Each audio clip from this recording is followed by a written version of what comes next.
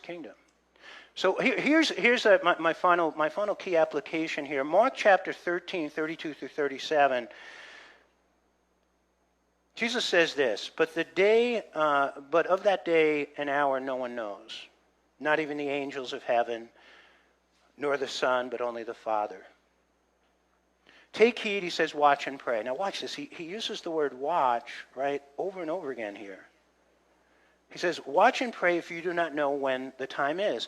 It is like a man going to a far country who left his house and gave authority to his servants and to each his work and commanded the doorkeeper to watch. Watch therefore, for you do not know when the master of the house is coming, in the evening, at midnight, at the crowing of the rooster, or in the morning, lest coming suddenly he find you sleeping. And what I say to you, I will say to all, watch. So watch. The word is Gregorio.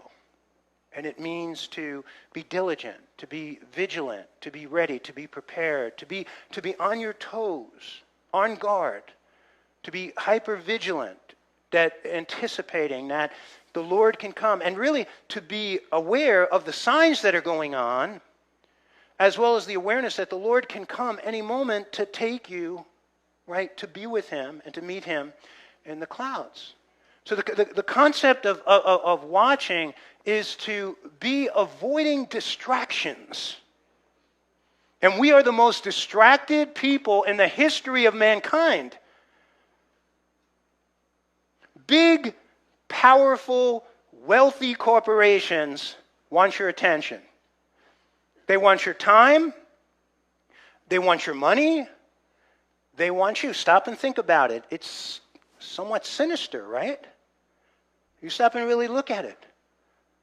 Really, ultimately, they want to control you, and they want to enslave you. So you start looking at Facebook, and listen, I'm not here, oh, you can't be on Facebook. That's not what I'm doing. Okay, please. I'm not on Facebook, but that's not what I'm saying. I'm on Twitter. I tweet. I got banned from Twitter. I don't even want to tell you what I said that got me banned on Twitter. It had nothing to do with the church or politics that I got banned on Twitter for. And now I'm back on again. They slapped my wrist. They put me back on. Facebook, Google, Twitter. Listen, folks, the networks. The sport. Listen, the NFL and the NBA. It's about distractions. And you know what? They distract you, think about this, from what is truly good.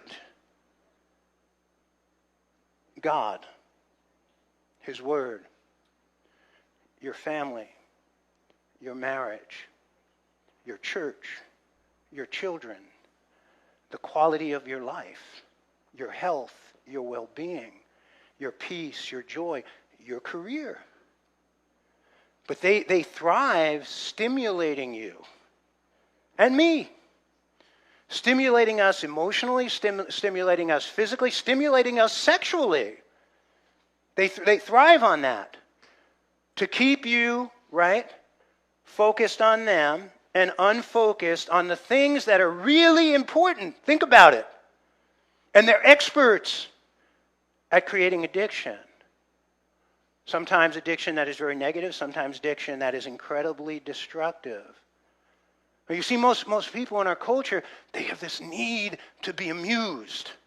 They have this need to be entertained. And they live continuously with this awareness that they're missing something. Right? They're missing because, geez, looking at Facebook, everyone's life is so shiny. The advertisements are always so shiny. Right? All the advertisements that you see on television, and they're shiny. And I want to tell you something, as somebody who works with people inside the church and outside the church, things are never so shiny as they appear. Never. Never.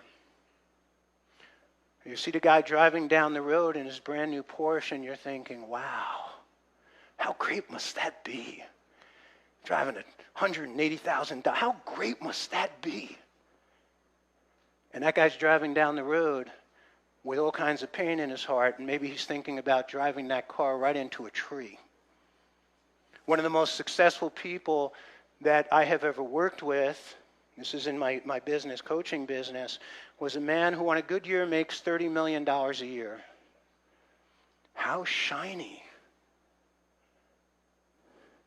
I don't even want to tell you the things that were going on in his life. By the way, he's come to Christ, he's changed his life, but I don't even want to tell you the things he was doing, how he was on a destructive course and just destroying himself.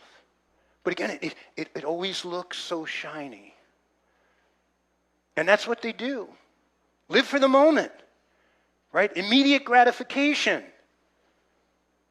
Don't think about tomorrow. Don't think about the future. Don't think about the big things in life. 50% of all Americans right now have less than $5,000 in their savings account. Where did all the money go?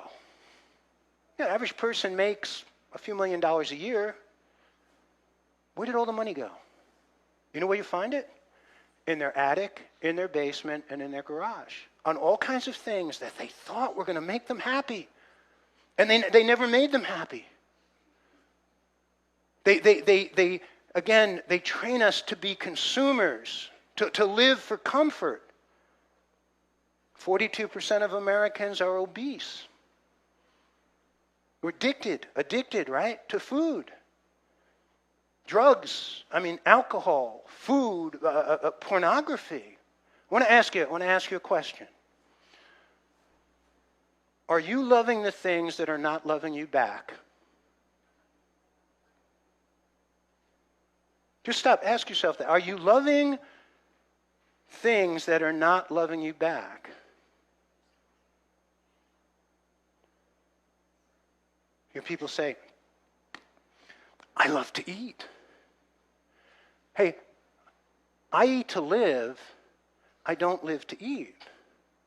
I enjoy food.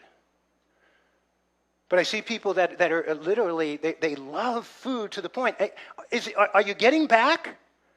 You love it so much. How are you doing with that? How's your body doing with that? I see people, they love entertainment. Well, your love for is your entertainment giving to you back what you are giving to it. I love social media. Can't get away from it, right? Can't get. I was talking to somebody yesterday. Their daughter, she's got that thing in her hand 24/7. I think she's doing it while she's sleeping, and the kid's a mess. She's a mess. And you look at all the studies that are coming out saying social media causes anxiety, stress, unhappiness, and even suicide. Are you getting back what you're giving to it? Easy chair. You got an easy chair? I got an easy chair. I got a wonderful easy chair. I like being in my easy chair. But you know what? You can become so addicted sitting in the easy chair. Again, you love it. But are you getting back from it what you're giving to it? Alcohol. Oh, Pastor Frank, why don't you drink? I'm out with business people. What? You don't drink? Why don't you drink? Let me tell you why I don't drink. Not because I'm a holy roller. That's not. Jesus drank wine. The apostles, they drank wine. Why don't I drink? Because it makes me feel like crap. I want to tell you that it makes me feel like crap. I don't like the way I feel when I drink. It doesn't make me feel good. It makes me tired. It makes me groggy. It makes me irritable. And then you know what? The next morning when I get up to train, I don't feel energized. That's why I don't drink. But again, people drink. Are you again, this thing that you love, is it loving you back? Drugs? On and on and on we can go with so many different things. But this is the time we live in. They get us focused on all these distractions and get us addicted to them. And now, we're not focused on God, our marriage, our family, our children, our church, our health, our well-being. They've got us. The modern day men and women, when you really look at, again, what's happening, they're like a marionette on strings being controlled. Oh, no, I'm free. I'm free. No, you know what? You're not. You're not. You're not. You're deceived if you believe you are truly free. I've met a handful of truly free people in my lifetime, and let me tell you, it takes incredible strength. It takes incredible fortitude and will to not succumb to the distractions and, again, the habits that they are trying to basically forge on us. So freedom, freedom